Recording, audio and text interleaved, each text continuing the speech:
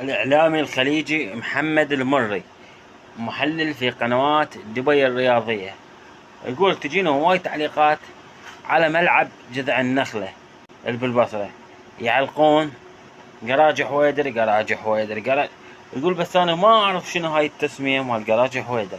يقول له من تجي قراج حويدر راح تعرف شنو معنى قراج حويدر.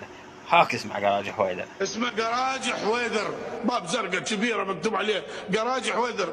انت طب وبعد ما لك شغله. انا هسه اروح لوداعتك. اقول لك شكو ترى اني ما مسؤول. عليش. افتهمت؟ عليش. لان قراج حويدر اللي يطب له ما يطلع منه سلامات. هذا قراج حويدر.